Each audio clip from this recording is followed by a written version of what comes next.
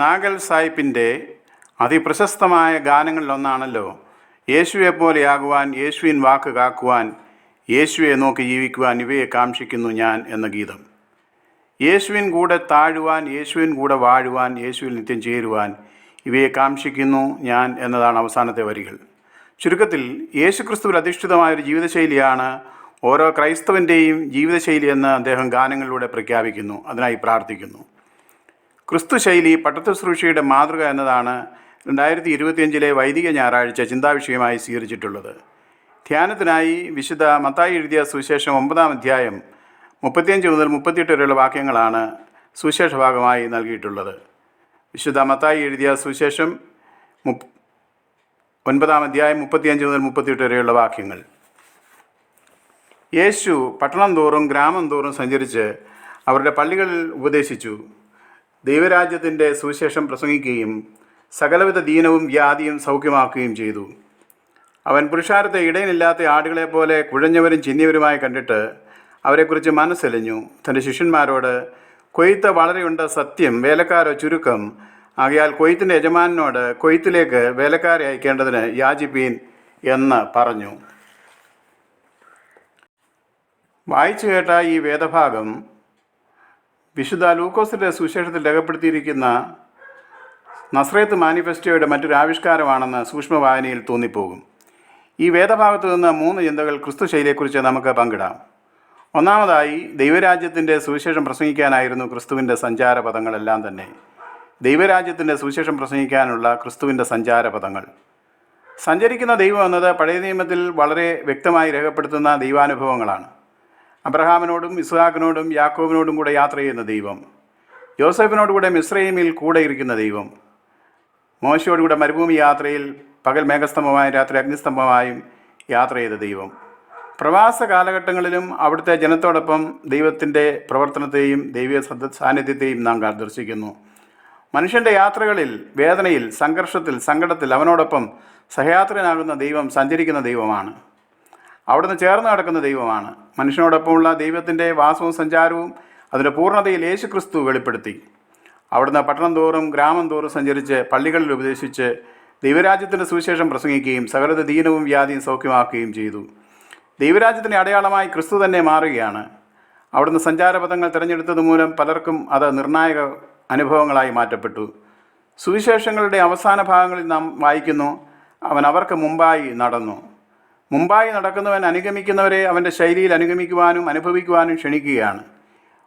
വൈദിക ശുശ്രൂഷ അനുഗമിക്കുന്ന ശുശ്രൂഷയാണ്. കൂടെ കൂട്ടിയുള്ള ഒരു സംഘയാത്രയാണത്. ദൈവരാജ്യം പ്രഘോഷിക്കുക എന്നതല്ലാതെ ഈ സഞ്ചാരത്തിന് മറ്റ് യാതൊരു ലക്ഷ്യങ്ങളുമില്ല. തികച്ചും ചെറിയ ഭൂപ്രദേശത്തോടുകൂടെ ഗലീലയിലും ശമരിയയിലും യഹൂദ്യയിലും തലങ്ങും വിലങ്ങും കർത്താവ് സഞ്ചരിച്ചു. അവിടുത്തെ കണ്ണുകൾ തുറന്നിരുന്നു, കാതുകൾ സാഹചര്യങ്ങളെ ശ്രദ്ധിച്ചിരുന്നു. ദൈവരാജ്യത്തിൻ്റെ സുവിശേഷം വാക്കുകൊണ്ടും പ്രവൃത്തി കൊണ്ടും വെളിപ്പെടുത്തി. ക്രിസ്തു ശൈലി സ്വീകരിക്കുന്നവർക്ക് ഒറ്റ ലക്ഷ്യമേ ഉള്ളൂ, ഏത് സഞ്ചാരത്തിലും ദൈവരാജ്യം വെളിപ്പെടുത്തുക, ദൈവരാജ്യത്തിൽ സുവിശേഷം പ്രഘോഷിക്കുക. ഏറ്റവും കൂടുതൽ യാത്ര ചെയ്യുന്നവരാണ് ഇന്നത്തെ വൈദികർ. വിശ്വാസ സമൂഹവും അങ്ങനെ തന്നെ.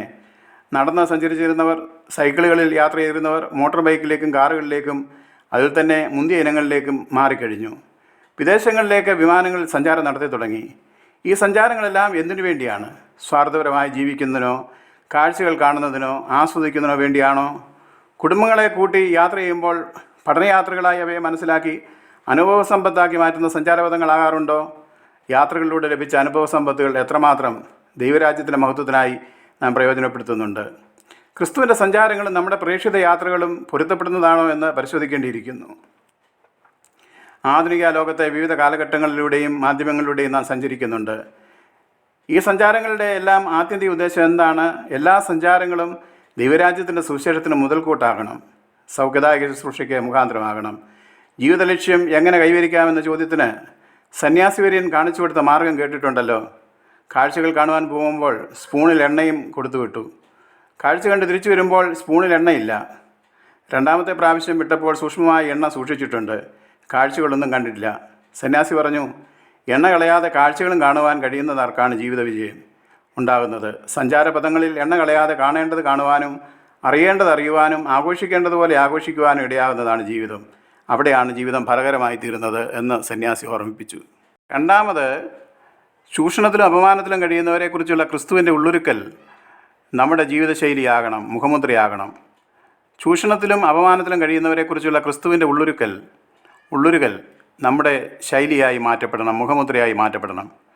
കുഴഞ്ഞവരും ചിന്നവരും എന്നതിന് ഇംഗ്ലീഷിൽ ഹറാസ്ഡ് ആൻഡ് ഹെൽപ്ലെസ് എന്നാണ് എഴുതിയിരിക്കുന്നത്. Harassed and helpless. അപമാനിക്കപ്പെടുകയും നിസ്സഹായരാക്കപ്പെടുകയും ചെയ്യുന്നവരുടെ എണ്ണം വർദ്ധിച്ചുകൊണ്ടേയിരിക്കുന്നു. ക്രിസ്തുവിൻ്റെ പക്ഷം ചേരൽ കാരുണ്യത്തിൻ്റെ പക്ഷം ചേരലായിരുന്നു. കാരുണ്യം കാണിക്കുന്നത് നീതിയുടെ ഭാഗമായി ക്രിസ്തു കണ്ടു. അത് പക്ഷം ചേരലിൻ്റെ ഭാഗമായി കണ്ടു. കാരുണ്യത്തിൻ കടലായവൻ്റെ മുമ്പിൽ തലകുലിച്ചാണല്ലോ വൈദിക ശുശ്രൂഷയിലേക്ക് പ്രവേശിക്കപ്പെടുന്നത്. ഈ കാലഘട്ടത്തിൽ ജനാധിപത്യം എന്ന പേർ പറയുമെങ്കിലും രാഷ്ട്രീയ ആധിപത്യങ്ങൾ മൂലം അപമാനിക്കപ്പെട്ടും നിസ്സഹായരായി നിർന്നിരിക്കുന്ന ജനപദങ്ങൾ നമ്മുടെ ആശുപത്രികളിലും ഗവൺമെൻറ് ഓഫീസുകളിലും ധനകാര്യ സ്ഥാപനങ്ങളിലൊക്കെ കാണാം.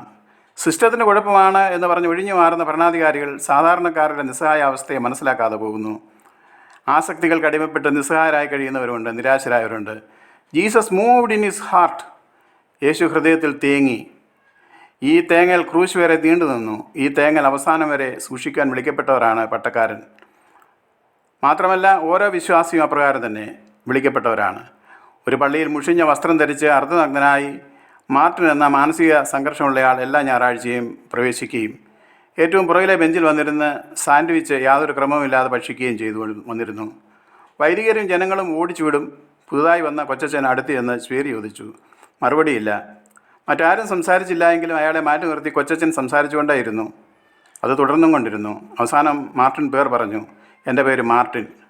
3 വർഷത്തിന് ശേഷം അച്ഛൻ സ്ഥലം മാറ്റമായി അവിടെ നിന്ന് മാറുകയാണ്. മാർട്ടിൻ്റെ അടുത്ത് എന്ന് പറഞ്ഞു. മാർട്ടിൻ, എന്നോടൊന്നും സംസാരിച്ചിട്ടില്ലല്ലോ, എന്തെങ്കിലും പറയാനുണ്ടോ? ഞാൻ പോവുകയാണ്. നേരിയ ശബ്ദത്തിൽ മാർട്ടിൻ പറഞ്ഞു. Keep this compassion in your heart for ever. നിൻ്റെ ഈ കാരുണ്യം നിൻ്റെ ഹൃദയത്തിൽ എന്നേക്കുമായി സൂക്ഷിക്കണം. ലാസറിൻ്റെ കല്ലറയ്ക്കൽ നിന്ന് കരഞ്ഞവൻ്റെ കാരുണ്യത്തിൻ്റെ കുറവ വൈദികനിലും നിറഞ്ഞു നിൽക്കണം. കല്ലറകളിലെ ദുർഗന്ധം മാറുവാനും ലാസർമാർ ഉയർത്തെഴുന്നേൽക്കുവാനും വീടുകൾ സൗരം കൊണ്ട് നിറയുവാനും ഈ കാരുണ്യത്തിൻ്റെ പ്രവർത്തനം ആവശ്യമാണെന്ന് ഓർപ്പിക്കട്ടെ. മൂന്നാമതായി, സാധ്യതകളെ നഷ്ടപ്പെടുത്തി കളഞ്ഞതിനുള്ള ആത്മസംഘർഷം ക്രിസ്തു ശൈലിയിൽ. സാധ്യതകളെ നഷ്ടപ്പെടുത്തി കളഞ്ഞതിനുള്ള ആത്മസംഘർഷം ക്രിസ്തു ശൈലിയിൽ. കൊയ്ത്തിൻ്റെ യജമാനോട് കൊയ്ത്തിന് വേലക്കാരെ അയക്കുവാൻ എന്തുകൊണ്ടാണ് പ്രാർത്ഥിക്കേണ്ടത്? യജമാനൻ്റെ കളപ്പര നിറയ്ക്കുന്നതിനേക്കാൾ പ്രധാനം കൊയ്യാറായ കറ്റകൾ നശിക്കുന്നതിനുള്ള വേദനയാണ്. വിത്തിനായോ ഭക്ഷണത്തിനായോ കളപ്പുരയിൽ കൂട്ടിവെക്കേണ്ടത് നഷ്ടപ്പെടുന്നതിനെക്കുറിച്ചുള്ള ഭാരവും സങ്കടവുമാണ് ആ പ്രാർത്ഥനയുടെ പുറകിലുള്ള രഹസ്യം. ഒന്ന് നഷ്ടപ്പെടുത്താതെ കുട്ടകളിൽ ശേഖരിക്കുവാൻ കർത്താവ് ശിഷ്യന്മാരോട് ആവശ്യപ്പെടുന്നു. നഷ്ടപ്പെടുത്തുന്നതിൻ്റെയും വേദന നമ്മുടെ കർത്താവ് ഉപമകളിലൂടെയും അല്ലാതെയും വെളിപ്പെടുത്തിയിട്ടുണ്ട്. കൊയ്ത്ത് സാധ്യതയാണ്. കൊയ്തെടുത്തില്ല എങ്കിൽ പ്രയോജനരഹിതമായി പോകും. ആടുകൾ ചിന്നിയവരും ചിതറിയവരുമാകുന്നതിനാൽ അവ പ്രയോജനപ്പെടുന്നില്ല എന്ന് മാത്രമല്ല, ശത്രുവിനാൽ അപഹരിക്കപ്പെടുവാനും അപമാനിക്കപ്പെടുവാനും ജീവൻ തന്നെ ഇല്ലാതെയാകുവാനും ഇടയാകുന്നു. തന്മൂലം ഇടയന് അവ പ്രയോജനപ്പെടുന്നില്ല. ചൂഷണവും നിസ്സഹായ അവസ്ഥയും അപമാന അനുഭവങ്ങളും നിലനിൽക്കുന്ന സമൂഹത്തിൽ ദൈവിക പദ്ധതികൾ വിജയിക്കുകയില്ല. അതുകൊണ്ട് തന്നെ പൂർണ്ണമായ ഫലം ആക്കത്തക്ക വിധം പ്രവർത്തന മേഖലകൾ വിലയിരുത്തപ്പെടേണ്ടതുണ്ട്. There are no useless people, only useless people. ഓരോ ഇടവുകളിലും മുഴുവൻ കതിരുകളും കൊയ്തെടുത്ത് കറ്റകൾ കെട്ടാൻ വേലക്കാരെ ക്രമീകരിക്കുവാൻ തയ്യാറാകുന്നിടത്താണ് വിജയം. വിശുദ്ധന്മാരുടെ യഥാസ്ഥാനത്തിനായുള്ള ശുശ്രൂഷയാണത്. വൈദികരും ജനങ്ങളും ഒരുമിച്ച് ചേർന്നുള്ള ശുശ്രൂഷയാണത്. പ്രാർത്ഥനയോടുകൂടെ കൂട്ടി പരിശീലിപ്പിച്ച് എടുക്കേണ്ട ശുശ്രൂഷയാണത്.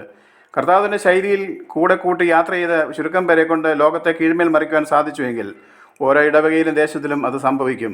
നമ്മുടെ സഭയുടെ അനുഭവത്തിലും അത് സംഭവിച്ചിട്ടുണ്ട്. നമുക്ക് സമർപ്പണഗാനം ചേർന്ന് പാടിക്കൊണ്ട് ഈ ധ്യാനം അവസാനിപ്പിക്കാം.